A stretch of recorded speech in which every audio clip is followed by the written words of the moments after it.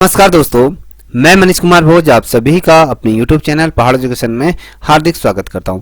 दोस्तों, मैं आज जो टॉपिक आप लोगों के बीच लेके उपस्थित हुआ हूं वो एलटी का जो फर्स्ट पेपर है उसका जो फर्स्ट यूनिट है उसमें जो बहुत ज़्यादा महत्वपूर्ण जो आपके फिलोसफर दिए हैं उनमें से एक फिलोसफर जो मैं बात करूँ रूसो से संबंधित आज की हमारी जो श्रृंखला रहेगी। इससे पूर्व रूसो से संबंधित एक वीडियो इस चैनल पर अपलोड हो चुकी है, तो आज इसका दूसरा पार्ट आपके सामने लेके उपस्थित हुआ हूँ। आइए शुरुआत करते हैं। देखिए दोस्तों, आज जो हम चर्चा करेंगे रूसो के बारे में, तो रूसो का शिक्षा सिद्धांत के हम बारे में बात करेंगे। रूसो द्वारा किस प्रकार से शिक्षा के अंतर्गत उन्होंने अपनी जो थ्योरी दी हैं उनका क्या मानना था। ठीक है, कभी क्वेश्चन बनता है कि रूसो कौन थे, आपको ये पता होना चाहिए। रूसो की अगर हम बात करें तो रूसो एक बहुत बड़े दार्शनिक के रूप में हम इनको जानते हैं, साथ ही ये संगीतकार भी थे और साथ ही ये लेखककार भी थे।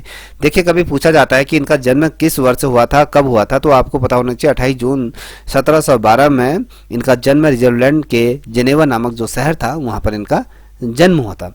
कभी पूछा जाता है रूसो का पूरा नाम क्या है, तो रूसो को जॉर्ग जैन रूसो इनका नाम है, आपको ये पता होना चाहिए।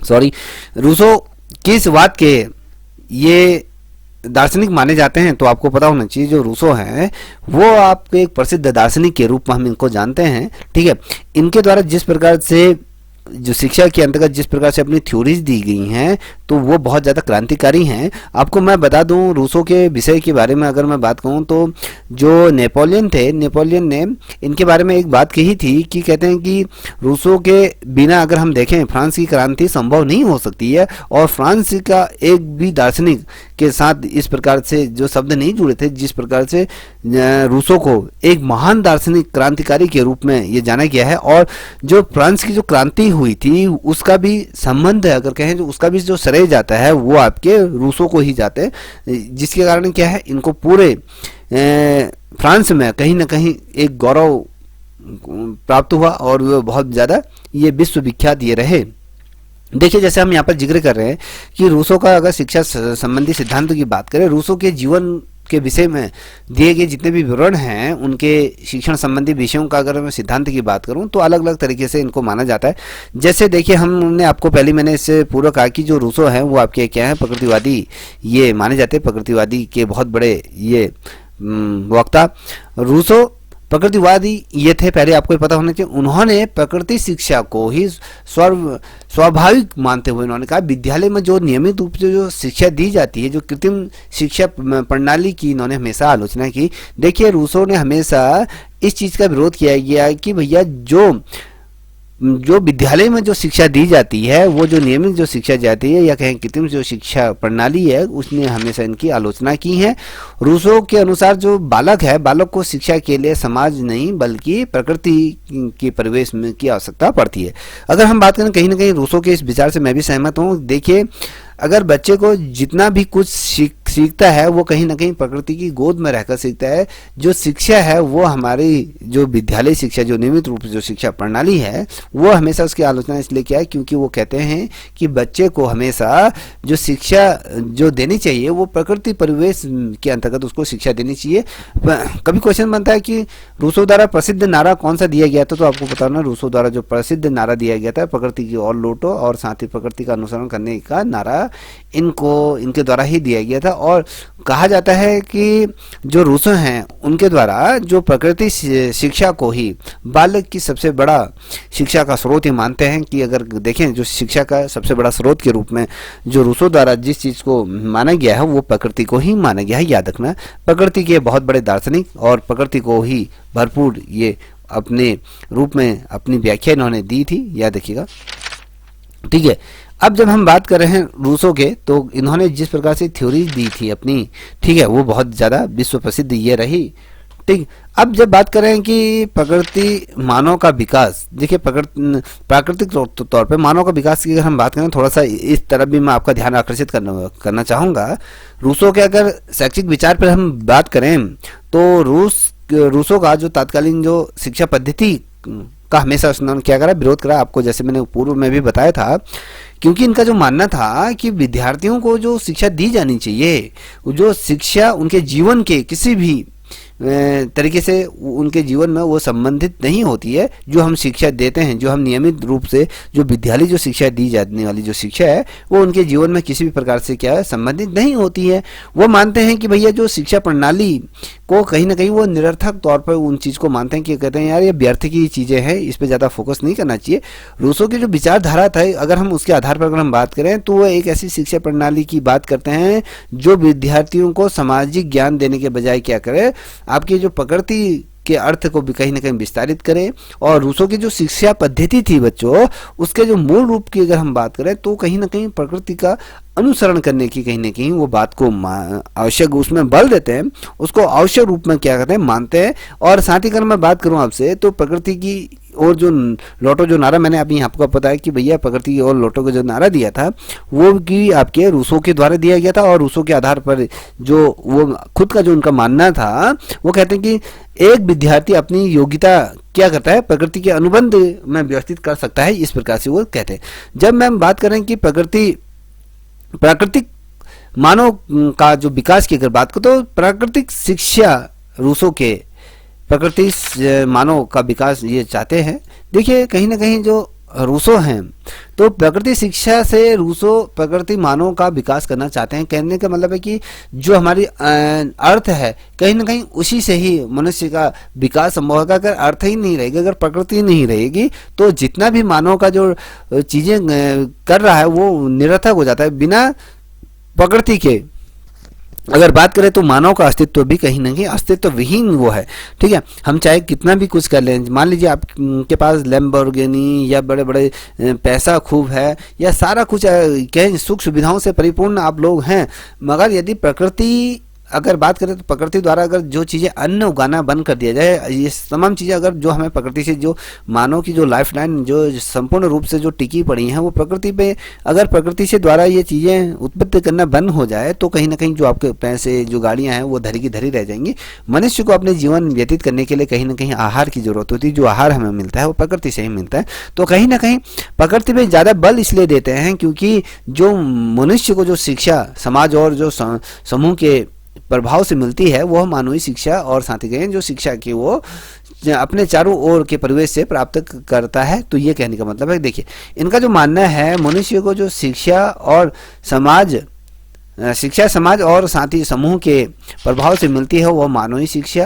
जो शिक्षा वह अपने चारों ओर से परिवेश से प्राप्त करती है वह प्रकृति शिक्षा के रूप में वो कहते हैं यही सच्ची शिक्षा मानते हैं। देखिए इनके द्वारा कितना बड़ा स्टेटमेंट दिया गया है कि ये कहते हैं कि मनुष्य को जो शिक्षा समाज और साथ ही समाज के जो समूहों से जो प्रभाव होकर जो मिलती है, प्रभावित होकर जो मिलती है वो, और साथ ही जो मानवीय जो शिक्षा है और जो शिक्षा वह अपने चारों ओर की मानव द्वारा जो निर्मित जो शिक्षा है वो अपने चारों ओर अगर उसी परिवेश में रहकर चीज़ों को प्राप्त करता है, शिक्षा ग्रहण करता है, तो वही प्रकृति शिक्षा है, वही सच्ची शिक्षा के रूप में अरस्तु द्वारा माना गया है। ठीक है, देखिए कभी क्वेश्चन पूछा जा सकता है कि भैया रूसो का जो शिक्षा दर्शन है वो क्या है। इससे पूर्व की वीडियो में मैंने भी बताया, तो आपको थोड़ा सा और चीज़ें बता देता हूँ। अगर आप लोगों को ये वीडियो थोड़ा सा आपके परीक्षा के दृष्टिकोण से अच्छी लग रही हो तो प्लीज़ इस चैनल को भी सपोर्ट करें, साथ ही इस को क्या बोलते हैं चैनल को सब्सक्राइब अवश्य करें।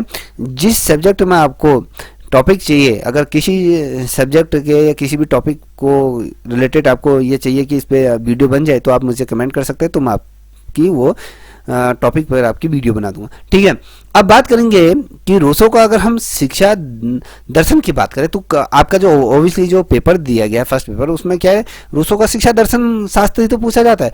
तो विश्व के अगर मैं कहूँ विश्व के इतिहास में अगर हम देखें तो रूसो ऐसे पहले व्यक्ति थे जिन्होंने क्या करा सार्वजनिक तौर पर शिक्षा पर जोर दिया या कहें उस पर सबसे ज़्यादा बल इनके द्वारा दिए गए। इनका जो मानना था जो जिस प्रकार से विद्यार्थी को स्वतंत्र ज्ञान का होना उसमें अत्यंत आवश्यक है। जो बच्चा है उसको स्वतंत्र रूप से क्या होना चाहिए, ज्ञानी होना चाहिए, उसको स्वतंत्र रूप से ज्ञान अर्जित करने का अधिकार होना चाहिए, और जिसके कारण से क्या हो सकता है उसका जो भविष्य है उस भविष्य में उसका क्या कर सकता है सही तरीके से उस शिक्षा का कहीं ना कहीं उपयोग कर सकता है, और जिसके कारण क्या हो सकता है वो अपने भविष्य को कहीं ना कहीं शानदार तरीके से यापन कर सकता है। और उसी के आधार पर अगर हम बात करें कोई भी विद्यार्थी सामान्य नहीं हो सकता, याद रखना। कहने का मतलब है कि कोई भी जो विद्यार्थी है वो सामान्य विद्यार्थी नहीं होता है, बल्कि वो क्या होता है एक विशेष विद्यार्थी होता है। हम किसी भी कक्षा में हम लोग क्या करते हैं कि यार ये मूर्ख बच्चा है, थोड़ा ये थोड़ा सा कमजोर है, ये बहुत ज़्यादा ब्रिलियंट है। तो ऐसा नहीं है, उनका मानना ये नहीं है कि भैया इस प्रकार से विभाजित किया। हर बच्चा विशेष होता है, उसमें कोई ना कोई खूबी होती है। तो हर बच्चे को विशेष इसलिए माना है क्योंकि रूसो कहते हैं कि भैया जो समाज में दो प्रकार की शिक्षा व्यवस्था आज क्या है व्यवस्था होती है। पहला जो शिक्षा होती है वो कहीं ना कहीं सार्वजनिक शिक्षा को उन्होंने कहा है, और दूसरा घरेलू शिक्षा इनके द्वारा माना गया। अब देखिए, जो हमने कहा सार्वजनिक शिक्षा के अंतर्गत जो शिक्षा प्रणाली का जो संचालन जो किया जाता है सार्वजनिक तौर पे, याद रखिएगा, जो सार्वजनिक तौर पे जो शिक्षा का जो संचालन किया जाता है वो आपके सरकार या केंद्र सरकार द्वारा उसको क्या किया जाता है, आयोजित की जाती है। क्योंकि उसमें सारा जो व्यय या खर्चा जो भी कर रही है वो सरकार द्वारा किया जा रहा है। वहाँ पर आप क्या करते हो, शिक्षा ग्रहण करने जाते हो। और इन्होंने जो दूसरा जो शिक्षा पे जो बल दिया है, जिसे हम कहते हैं कि घरेलू शिक्षा के तौर पे इन्होंने जिस चीज़ को कहा, अब यहाँ पर क्या होता है, जो घरेलू शिक्षा क्या होती है, अब थोड़ा सा आपको ये बता दूं कि जो सार्वजनिक शिक्षा की हमने जो बात करी थी, इस सार्वजनिक शिक्षा के अंतर्गत क्या होता है, जो शिक्षा प्रणाली होती है उसका संचालन सरकार द्वारा किया जाता है। और उससे क्या होता है, समाज में विद्यार्थी के जो मूल उद्देश्य होते हैं, जो मूल अधिकार होते हैं, कहीं ना कहीं उसको बताते हैं कि आपके मौलिक अधिकार क्या है, आपकी जो अधिकार है क्या है, इन चीज़ों से कहीं ना कहीं आपको रूबरू कराते हैं। जब हम कहते हैं कि घरेलू शिक्षा की जब हम बात करते हैं, तो घरेलू शिक्षा में जो घरों में या कहीं पे निजी विद्यालयों द्वारा जो संचालित किए जाते हैं, जिसमें बच्चे को किया जाता है समाज के साथ साथ उसको अन्य प्रकार की भी क्या दी जाती है, शिक्षा जो प्रदान की जाती है, उसको हम क्या कहते हैं, शिक्षा कहते हैं। जब यहाँ पर कहा जा रहा है कि भैया जो प्रकृति मानव का जो विकास है की हमने बात करी, तो उसके अंदर थोड़ा सा इसको भी देखिएगा कि यहाँ पर पदार्थ का महत्व की हम बात करेंगे तो किस प्रकार से पदार्थ का महत्व को यहाँ पर रूसो समझा रहे हैं। देखिए, रूसो ने शिक्षा के 3 स्रोत माने हैं। पहला तो प्राकृतिक, और फिर दूसरा मानव, और साथ ही पदार्थ की शिक्षा को इन्होंने 3 भागों में विभाजित किया। अब बालक की जो शिक्षा है, बालक की शिक्षा को तीनों का ही समन्वय होना आवश्यक है, ये याद रखना है। और इनके आधार पर जो कहते हैं कि जो मनुष्य जो शिक्षा है, शिक्षा में मनुष्य, पदार्थ शिक्षा और साथ ही प्रकृति शिक्षा का समन्वय होना उसके लिए अनिवार्य होना चाहिए। ये किसके द्वारा बल दिया गया है, ये रूसो द्वारा ही इस पे बल दिया गया है। और अगर हम देखें तो ये शिक्षा तीनों ही बालक में स्वाभिमान, जो स्वाभाविक प्रकृति भावना और साथ ही उसमें विचार की भावनाओं को कहीं ना कहीं संसाधन ये होते हैं। ये तीनों ही शिक्षा क्या होता है, जो बालक को शिक्षक के द्वारा दी जानी चाहिए, ये इनके द्वारा कहा जाए। जब हम बात करते हैं कि भैया रूसो का जो शिक्षा दर्शन की जब हम विशेषताओं के बारे में बात कर रहे हैं, हम जिस पे चर्चा कर रहे हैं, तो रूसो के आधार पर अगर हम देखें तो कहीं ना कहीं जो शिक्षा प्रणाली रही है, उनके स्वाभाविक जो शक्तियों की का अगर हम बात करें तो आंतरिक रूप से वो क्या करते हैं, उसका विकास करने का वो कार्य करते हैं। साथ ही वो अगर हम बात करें रूसो के, तो उनके ऐसी प्रणाली की बात करते हैं जो कि बालक की जो मूल प्रवृत्ति है, उस मूल प्रवृत्ति का विकास करके उन्हें कहीं ना कहीं सही जीवन या कहीं जीवन का सही अर्थ उनको समझाने वो चाहते हैं। और साथ ही अगर हम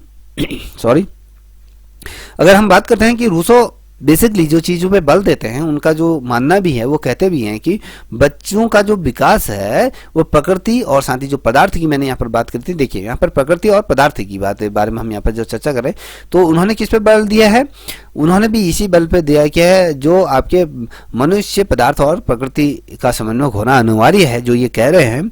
तो उसके आधार पर जिस प्रकार से इन्होंने कहा था कि बच्चे के अंदर जिस प्रकार से प्रकृति के साथ और साथ ही जो पदार्थ है उसके माध्यम से उसको होना चाहिए, जिससे में क्या होता है, जो बच्चे का कहीं ना कहीं जो स्वाभाविक शिक्षा है वो प्रभावित हो सके उसकी। तो रूसो के अनुसार अगर हम तत्कालीन शिक्षा को अगर देखें, तो उस तत्कालीन शिक्षा की पद्धति की अगर हम बात करें, तो उनके कारण क्या होता है, बच्चों में सद्गुणों का कहीं ना कहीं विकास सही ढंग से नहीं हो पाता है, उनका ये मानना है। जिसके आधार पर क्या कहा जाता है, वो कहते हैं कि भैया इसका मैं हमेशा क्या करता हूँ, विरोध ये करता हूँ, वो इसके विरोधी इनको माना जाता है।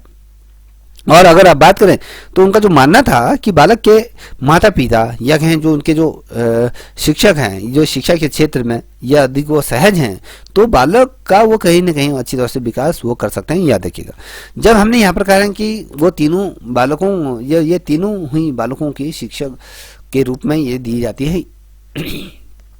याद रखिएगा, जब हम बात कर रहे हैं आपके दो रूसो के अनुसार विद्यालय की अगर हम बात करें, रूसो विद्यालय की शिक्षा को किस प्रकार से वो मानते हैं, विद्यालय को कितना वो अपना समर्थन देते हैं।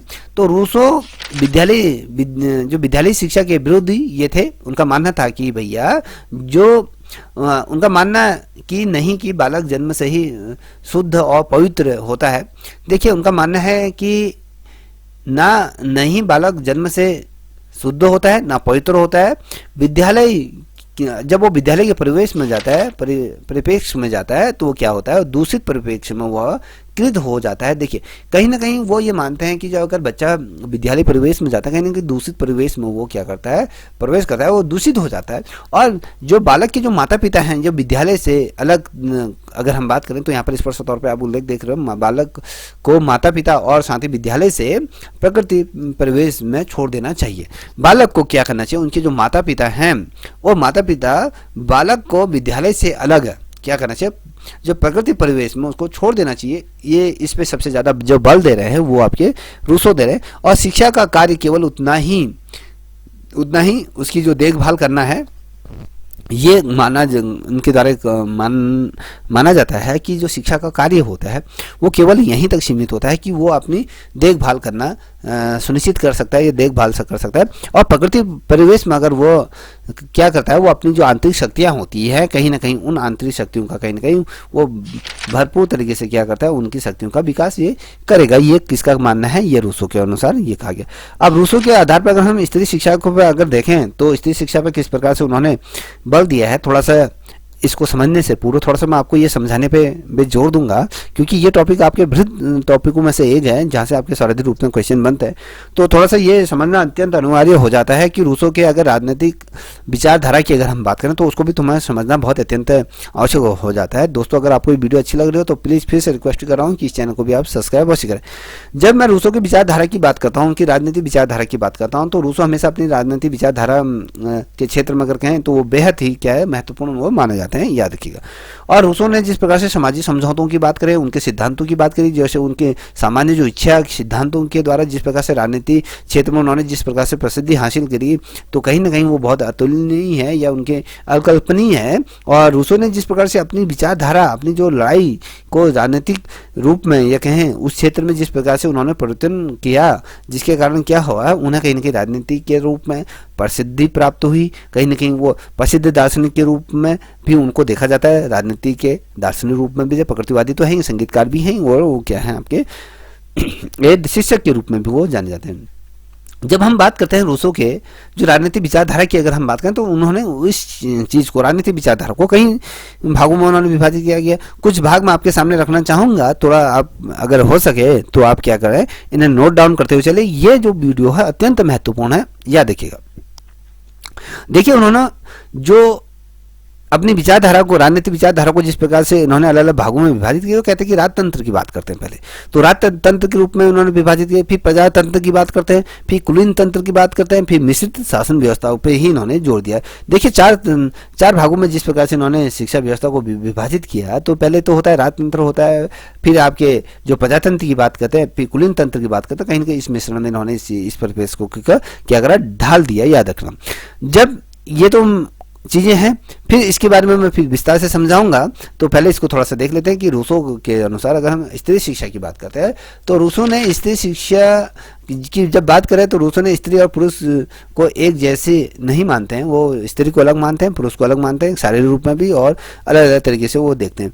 वो स्त्री और पुरुष का पूरक ये मानते हैं, वे अपना स्वतंत्र व्यक्तित्व नहीं मानता, इसीलिए स्त्रियों की शिक्षा के विषय में उनके विचार की बहुत ज़्यादा क्या है, आलोचना की गई है। और रूसो स्त्रियों की नैतिक और धार्मिक शिक्षा पर विशेष बल देते हैं। वो कहते हैं कि स्त्रियों को नैतिक तौर पर अच्छी होनी चाहिए, उनकी धार्मिक शिक्षा वो अपने समाज, अपने धर्म से संबंधित उस पर विशेष बल दिया गया है। और उनका मानना यह है कि केवल लक्ष्य उन्हें माता पिता और पत्नी के रूप में ही शिक्षित करना चाहिए। देखिए उनका जो लक्ष्य रहा केवल उन्हें माता के रूप में और उनकी पत्नी या कहें उनकी शिक्षित करना चाहिए। भाई वो मानते हैं कि भैया जो महिला है, महिला को आपके अगर वो पत्नी बन जाती है, उसको इतना ज्ञान होना चाहिए कि अपने बच्चों को थोड़ा सा अच्छे ज्ञान प्रदान कर सकते हैं वो, और माता के रूप में भी वो इस चीज़ पर। अब रूसो का जो विचार था कि भैया स्त्रियों के स्वाभाविक रूप से पढ़ने और लिखने की उनमें रुचि नहीं होती है, ये किनके द्वारा कहा गया। क्वेश्चन क्या बनता है, देखिए क्वेश्चन यहाँ पर मैं बना रहा हूँ, इसको देखिएगा। ये किसकी विचारधारा है कि स्त्रियों में स्वाभाविक रूप से पढ़ने लिखने के और रुचि नहीं होती है, ये किसके द्वारा की जाती है, ये जो सिद्धांत किसके द्वारा दिया था, तो ये रूसो के द्वारा। और वे लड़कियों को कठोर बंधन में रखना चाहते हैं। देखिए, आप कभी क्वेश्चन पूछे वो कौन से दार्शनिक थे वो जो लड़कियों को कठोर बंधन में रखना चाहते हैं, तो आपको पता होना चाहिए वो कोई और नहीं, वो अरस्तो ही थे जो लड़कियों को क्या रहते कठोर बंधन में वो बांधना चाहते थे, तो उनके द्वारा ये थ्योरी दी गई। जब हम बात करते हैं रूसो के जो शैक्षिक विचारधारा का अगर मूल्यांकन की करें, विचारों का अगर मूल्यांकन करें, तो समाज विरोधी। अब ये समाज विरोधी किस प्रकार से रहे, इस पे भी थोड़ा सा हम आपके ध्यान को आकर्षित करना चाहेंगे। तो रूसो के अगर विचार की बात करें, वो असामाजिक ये था उनका। उन्होंने सभ्यता और समाज के व्यवस्था के विरुद्ध हमेशा आवाज उठाई। देखिए, ये इनके जो विचार थे, रूसो के विचार असामाजिक थे, ये समाज से रिलेटेड ये नहीं थे। उन्होंने जो सभ्यता और सामाजिक व्यवस्था के विरुद्ध में हमेशा उन्होंने आवाज़ उठाई और प्रकृति अवस्था को सबसे ज़्यादा उन्होंने क्या है बल दिया। और वो ये भी कहते हैं कि जो बालक को समाज से दूर शिक्षा प्रदान करते थे, और वे अगर उनके बालकों को कर पाते तो 15 वर्ष की आयु में वो समाज से दूर रहकर शिक्षा प्रदान करते ये थे, याद रखना। देखिए, इनका जो मन था ज़्यादा ये लंबे, इन्होंने अपने देखिए जब इनकी जन्म हुआ था तो इनकी मदर की डेथ हो गई थी। उसके बाद जो कुछ समय अपने चाची के वहाँ रहे, चाची के बाद वहाँ भी मन नहीं लगा तो उन्होंने फिर वो घर भी त्याग दिया। फिर कहीं ना कहीं उन्होंने प्रकृति गोद में ही रहकर शिक्षा ग्रहण करी। इसीलिए वो क्या किस पे बल देते हैं, जो समाज उनका हमेशा विरोध करता रहा, उनकी क्रिटिसिज्म रही, तो वे बालक को 15 वर्ष की आयु तक समाज से दूर रख कर शिक्षा प्रदान करते थे। याद रखना, इनका खुद का मानना था कि जो बच्चा है, बच्चे को कहीं ना कहीं जो 15 वर्ष तक उसको क्या करते हैं, सामाजिक ताने बाने से उसको दूर रख दिया जाना चाहिए। और इस पे सबसे ज़्यादा उन्होंने क्या दिया, विशेषकर बल दिया था, याद रखिएगा। जब हम बात कर रहे हैं कि उनके बालक संबंधी अपूर्ण ज्ञान की अगर बात करते हैं, बहुत से लोगों का मानना है कि उनका जो बालक की जो ज्ञान है वो कहीं ना कहीं अपूर्ण, उस ज्ञान को कहीं ना कहीं वो लेके चलते हैं। तो याद रखिएगा, जब हम बात करें तो इनके जो अपूर्ण ज्ञान की अगर हम बात करें तो वो किस प्रकार से उन्होंने उस चीज़ को दर्शाया, उस पर भी हम बात करेंगे। देखिए, बालक के संबंधी जो अपूर्ण ज्ञान है उसको थोड़ा देखते हैं। तो रूसो ने जो बालकों के विकास से संबंधी अपने विचारधारा ये प्रकट करी है, उन्होंने अपने अपने विचार दिए हैं, वे प्रतीक नहीं होते हैं, क्योंकि ऐसा है कि जो उनके द्वारा जो थ्योरीज दी गई हैं, जो विचार उनके द्वारा दिए, कहीं ना कहीं वो सही तरीके से इम्प्लीमेंट नहीं होते हैं। और ग्रेबर्स ने लिखा है कि रूसो का बालक संबंधी ज्ञान दोषपूर्ण है और उसके सुझाव अप्राकृतिक मोड़ या इसके तरह की भावुकता से परिपूर्ण है, या पूर्ण रूप से इस चीज को मानते हैं। ठीक है, अब क्वेश्चन क्या पूछा जाता है, वो कौन से दार्शनिक थे। ग्रेबर्स ने अपनी पुस्तक में लिखा कि भैया जो रूसो द्वारा जो बालक से संबंधित जो ज्ञान की थ्योरीज जो दी जा रही हैं, कहीं ना कहीं उनकी जो थ्योरीज हैं वो उसमें कहीं ना कहीं दोष, उनकी थ्योरीज में है वो दोषपूर्ण शिक्षा की बात करें। और उनके द्वारा ये सुझाव भी दिया गया कि जो अप्राकृतिक रूप में अगर हम कहें तो मोड़ने के अमोड़ या उसके दर्शाते हैं, कहीं ना कहीं भावुकता से कहीं ना कहीं परिपूर्ण है, या उनके जो भाव हैं वो पूर्ण ये माने जाते हैं। अब जहाँ पर हमने कहा कि नारी शिक्षा के संबंध में इन्होंने जिस प्रकार से अपनी थ्योरी दी है उसको भी थोड़ा समझने की प्रयत्न करेंगे। देखिए, नारी की अगर हम बात करते हैं तो रूसो ने नारी से संबंधी जो शिक्षा की अगर बात करें तो नारी शिक्षा संबंधी जो विचार रखे थे वो नकारात्मक और निष्क्रिय ये मानते हैं। वे अगर हम बात करें तो कहीं ना कहीं वे क्या करते हैं, अपने विचार में, अपने जो उनके जो विचार हैं उन विचार में नारी के चरित्र का अभिज्ञानात्मकता के रूप में प्रतीक करते हैं। कहीं ना कहीं अभिज्ञानात्मक मतलब कि भैया वो उस चीज़ को सही तरीके से नहीं ठहराते हैं कि वो महिला को भी इस प्रकार की शिक्षा देनी चाहिए।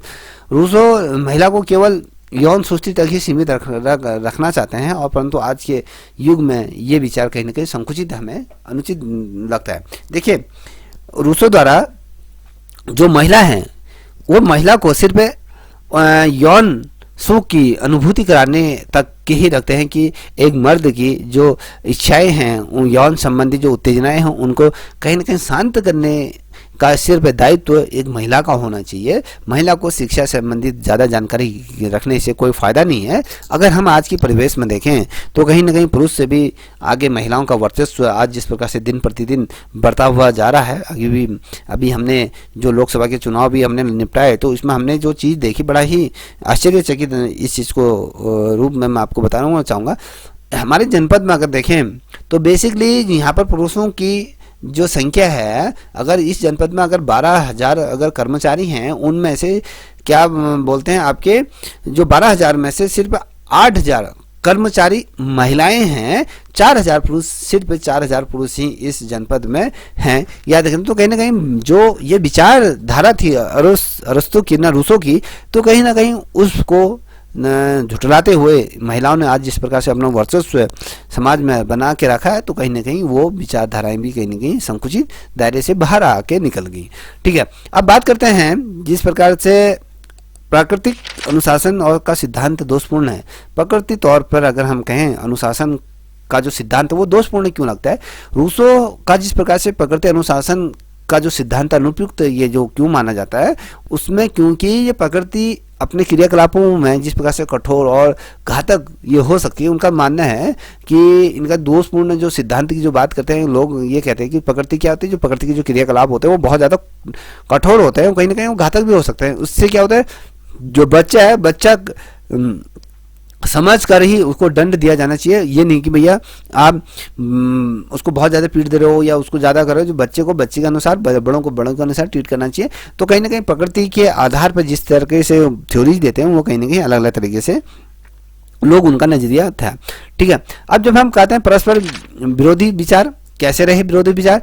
रूसो के विचार में बहुत से ऐसी विरोधाभास तत्वों का समावेश होता है कि उदाहरण के तौर पर अगर हम देखें तो कह सकते हैं कि भैया रूसो प्रारंभ में समाज का ये क्या रहा, घोर विरोधी रहा। कभी क्वेश्चन बनता है वो कौन सा दार्शनिक था जो प्रारंभ से ही समाज का क्या है, घोर विरोधी रहा? तो वो कोई और नहीं, वो रूसो ही थे। और एलन को किशोरावस्था में हृदय की शिक्षा प्रदान करने के लिए समाज में लाए और उसका जो जगह जगह के लोगों से संपर्क स्थापित करें। और प्रारंभ में अगर कहें वह पुस्तक का ज्ञान का विरोध भी करते थे। याद रखें कौन करते थे? ये आपके रूसो ये क्या करते थे।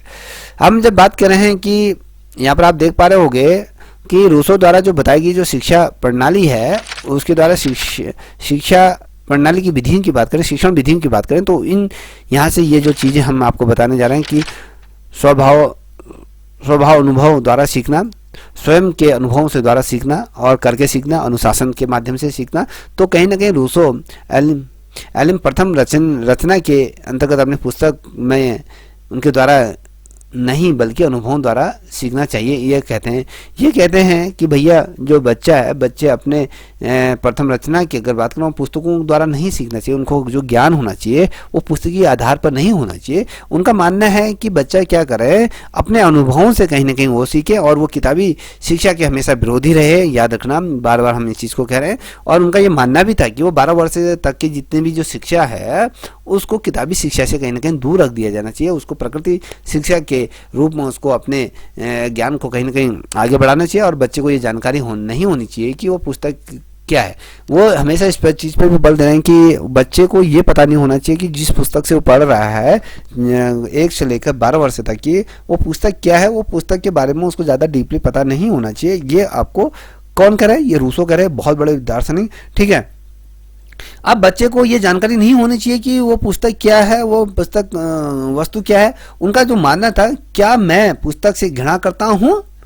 देखिए, ये जो शब्द दिए गए हैं ये भी पूछा जा सकता है, ये शब्द किसके थे? ये कौन से ऐसे दार्शनिक थे जिन दार्शनिकों ने ये शब्द कहा, क्या मैं पुस्तक से घृणा करता हूँ? जो हम नहीं चाहते हैं वो उसके बारे में हमें बातचीत करना सिखाती है। तो ये किसके द्वारा कहा गया है? ये जो शब्द उकेरे गए हैं ये किसके द्वारा कहे? ये आपके रूसो के द्वारा कहे गए हैं। ठीक है, बहुत महत्वपूर्ण ये शब्द हैं। क्या कह रहे हैं कि जो पुस्तक है वो पुस्तक का विरोध क्यों करते हैं? वो पुस्तक में वो कहते हैं कि उसका मानना है किसका? पुस्तक का। मैं पुस्तक का क्या हूँ? मैं पुस्तक से घृणा करता हूँ। जो हम नहीं चाहते हैं वो उसके बारे में हमें कहती है कि बात करना सिखाती है, वो हमें उसके बारे में जानकारी प्रदान करती है। तो इसके विरोधी ये रहे। अब करके सीखना। अब रूसो के अनुसार अगर हम बात करें तो रूसो के अनुसार शब्दों से मिले हुए ज्ञान की तुलना स्वयं की क्रियाओं द्वारा हुआ ज्ञान अधिक ये स्थायी होता है। ठीक है, ये मान है। आप इसको थोड़ा समझिएगा। इनका मानना है कि जो शब्द होते हैं, शब्दों से जो मिला हमें जो ज्ञान होता है उसकी तुलना में, अगर जो शब्दों से जो हमें ज्ञान मिला होता है उसकी तुलना में जो स्वयं की क्रियाओं द्वारा जो हमें ज्ञान मिलता है, जो हम सीखते हैं, वो बहुत ज़्यादा अधिक व्यापक या कहे वो लंबे समय तक स्थायी होता है। ये बात रूसो की बहुत शानदार है। इस पर जो भी बच्चा थोड़ा पढ़ता होगा, वो इस चीज़ को समझता होगा, वो इस चीज़ से एग्री करता होगा। तो कहीं ना कहीं ये लेके चलिए कि जो रूसो ये जो बात कह रहे हैं वो बहुत सटीक बात कह रहे हैं। तो वह रटने की विद्या की हमेशा विरोधी रहे, वो हमेशा रटन विद्या फलंती नहीं, जो नारा दिया गया वो कहीं ना कहीं सटीक है। वो कहते हैं कि रटने की विद्या के ये विरोधी रहे। ये कहते हैं कि स्वयं का निरीक्षण होना चाहिए, अनुभवों के माध्यम से, अनुवेक्षण के माध्यम से शिक्षा प्राप्त करना ही उनका क्या कहते हैं वो सही इस चीज़ को ठहराते हैं। याद रखिएगा। जब अनुशासन की बात करते हैं तो अनुशासन के अंतर्गत क्या है, प्रकृतिवादी रूसो बालक को अनुशासित करने के लिए उसे अधिक स्वतंत्र देना, उसको स्वतंत्रता देनी चाहिए। और रूसो के अनुसार बालक पर किसी भी प्रकार का जो अगर हम कहें प्रतिबंध नहीं होना चाहिए, बंधन नहीं होना चाहिए। उनका मानना है कि बालक को कभी भी दंडित नहीं करना, उसको दंड नहीं मिलना चाहिए। ये किसके द्वारा कहा गया, ये रूसो द्वारा। कभी क्वेश्चन बनता है कि वो कौन से दार्शनिक थे जिनके द्वारा ये कहा गया है कि जो बालक है, बालक को दंड नहीं दिया जाना चाहिए। तो वो कोई और नहीं, वो आपके रूसो थे, जो बहुत विश्व प्रसिद्ध ये दार्शनिक जिनके द्वारा ये कहा गया। ठीक है, अब देखिए, अब जिस पे हम सर्वाधिक बल दे रहे हैं तो इसको याद रखिएगा। हम बात करें विद्यालय की बात करें, ठीक है। अब विद्यालय की तरफ हम अग्रसर हो रहे हैं, तो उनके द्वारा जो शिक्षा के क्षेत्र में जो थ्योरी दी हैं उन पर भी हम बात करें तो रूसो विद्यालय की शिक्षा की हमेशा क्या थे, विरोधी माने जाते हैं। याद रखना, क्या माने जाते हैं, हमेशा विरोधी माने जाते हैं। ठीक है, उनका मानना था कि बालक का जन्म से ही वो शुद्ध और पवित्र होता है। ये कहते हैं यो जो बच्चा होता है, उनका बेसिकली मानना है कि बच्चा जो होता है, बालक होता है, जो जन्म से ही क्या होता है, शुद्ध और पवित्र होता है।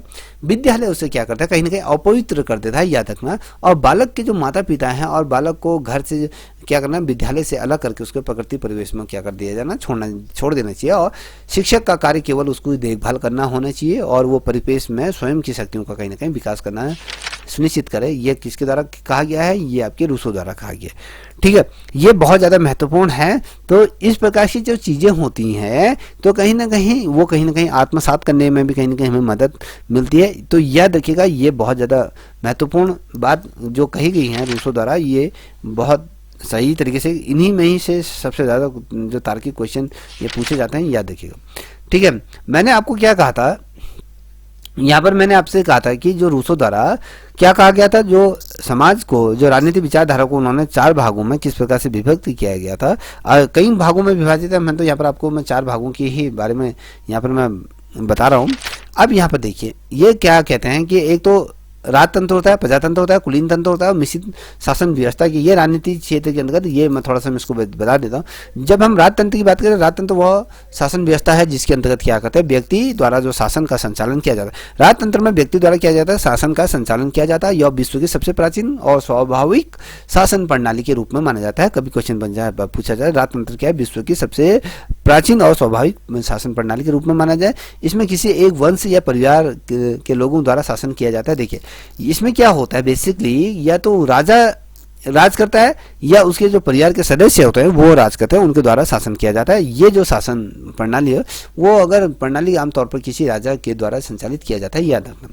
जब हम बात करते हैं कि प्रजातंत्र की बात करते हैं तो प्रजातंत्र में क्या होता है, प्रजातंत्र वह शासन प्रणाली है जिसके अंतर्गत क्या होता है, सभी नागरिकों को समान रूप से अधिकार प्राप्त होते हैं। प्रजातंत्र की अगर बात है, देखिए इसीलिए तो लोग जो लोकतंत्र की, अगर हम राजतंत्र की अपेक्षा जो प्रजातंत्र पर सबसे ज्यादा बिलीव करते हैं, प्रजातंत्र में क्या होता है, ये वो शासन प्रणाली जिसके अंतर्गत सभी नागरिकों को समान रूप से कहीं ना कहीं उनको अधिकार प्राप्त होते हैं और सामाजिक और आर्थिक न्याय के साथ साथ राजनीतिक न्याय की व्यवस्था भी इसके अंतर्गत की जाती है। ये जो बात की गई है, ये जो रूसो के राजनीतिक विचारधारा के अंतर्गत उसको रखा गया है। देखिए, अधिकार प्राप्त होते हैं, इनमें सामाजिक और जो आर्थिक न्याय के साथ साथ राजनीतिक न्याय की भी व्यवस्था की जाती है। प्रजातंत्र मुख्य रूप से नागरिकों को सामाजिक और अगर हम बात करें धार्मिक और राजनीति क्षेत्र में कहीं ना कहीं स्वतंत्रता प्रदान करते हैं। ये किसके द्वारा कहा गया है?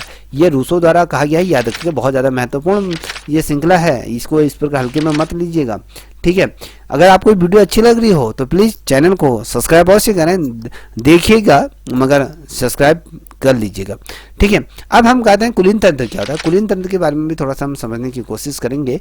कुलीन तंत्र वह तंत्र होता है, वह शासन व्यवस्था होती है जिसमें एक देश या कहें राज्य की शासन प्रणाली के उच्च कुल के लोगों द्वारा उसमें शासन किया जाता है। देखिए, ऐसे समाज की अगर बात करते हैं तो कुलीन मतलब ऐसे कुल में जो सब अपने समाज में अपने आप को सबसे ऊंचा कुल का ही मानते हैं, तो उस कुल के लोग क्या करते हैं, उनके द्वारा शासन की व्यवस्था की जाती है। वह शक्तिशाली लोगों का एक समूह होता है जो क्या करता है, कुशलतापूर्वक क्या करता है, राजनीतिक क्षेत्र में अपने अधिकारों द्वारा या कहीं अपनी नीतियों का कहीं ना कहीं वो प्रयोग करते हैं, ठीक है। याद रखिएगा, वो इस प्रकार से शासन व्यवस्था को क्या करते हैं, तो आमतौर पर ये जो व्यवस्था होती है उसको विशेष वर्ग द्वारा संचालित किया गया, कुछ लोगों द्वारा इसको संचालित किया जाए, इसीलिए इसको विशेष कहा गया है। अब मिश्रित शासन व्यवस्था क्या होती है इसको भी थोड़ा सा समझिएगा, ठीक है। मिश्रित शासन व्यवस्था वह व्यवस्था होती है जिसके अंतर्गत कई प्रकार की योजनाओं का मिश्रण होता है, और मिश्रित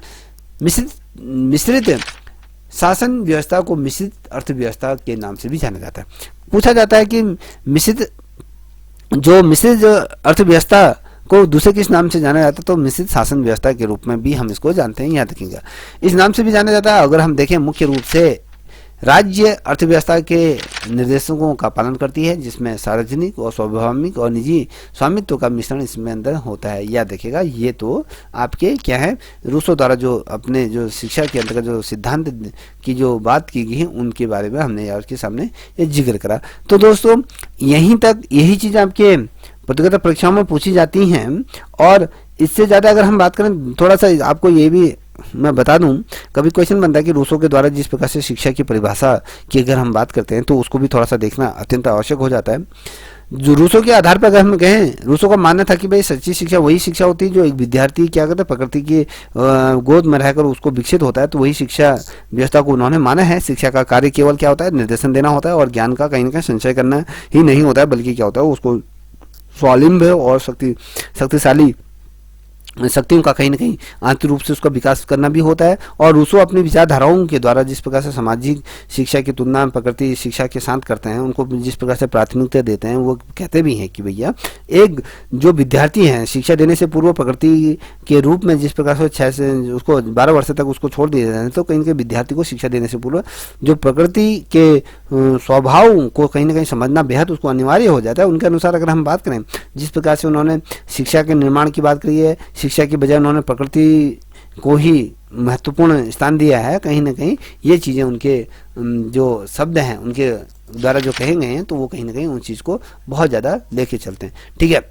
अब यहाँ पर देख पा रहे हो जो चीज़ मैं आपको कह रहा हूँ, देखिए आंतरिक शक्तियों का कहीं ना कहीं विकास कर सकता है, और साथ ही अपनी विचारधाराओं के द्वारा समाज की तुलना में प्रकृति शिक्षा को प्राथमिकता दी है। वो कहते भी हैं कि एक विद्यार्थी को शिक्षा देने से पूर्व क्या किया जाता है, उसके स्वभाव को समझना अनिवार्य होता है, उसको अनिवार्य रूप में उसको मानव निर्माण और साथ ही सामाजिक के बजाय उसको प्रकृति द्वारा जिसको उसको होना चाहिए। और रूसो मनुष्य को सामाजिक बंधनों के अनुसार अगर देखें तो अपितु वो स्वाभाविक रूप में उसको चलाना चाहते हैं। देखिए, अगर रूसो के शिक्षा के उद्देश्य की बात करें तो रूसो के जो शिक्षा संबंधी जो उद्देश्य है वो विद्यार्थी को प्रकृति के प्रति ज्ञान और जागरूक बनाना ये चाहते हैं, और शिक्षा के माध्यम से मानव के प्रकृति के अनुभवों को कहीं ना कहीं वो व्यक्त करना चाहते हैं, और ये तमाम चीज़ें उसमें होती है, और जीवन को व्यतीत करने की योग्यता होनी चाहिए। और रूसो का जो कथन है, एक कमजोर मस्तिष्क का निर्माण करता है, और व्यक्तित्व का कहीं ना कहीं उसमें नकारात्मक प्रभाव पड़ता है। ये किसके द्वारा कहा गया, यहाँ पर भी बहुत ज़्यादा महत्वपूर्ण है।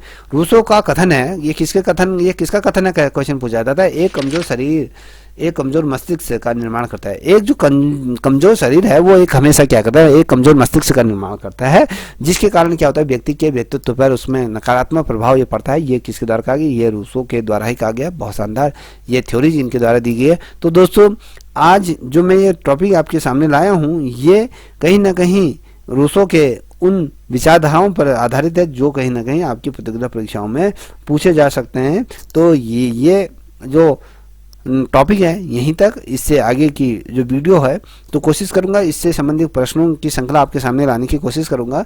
तो तब तक के लिए इतना ही। अगर आपको ये वीडियो पसंद आए तो प्लीज़ लाइक शेयर सब्सक्राइब अवश्य करें, साथ ही अपने दोस्तों को साझा करें। तब तक के लिए इतना ही। जय हिंद, जय भारत, जय उत्तराखंड।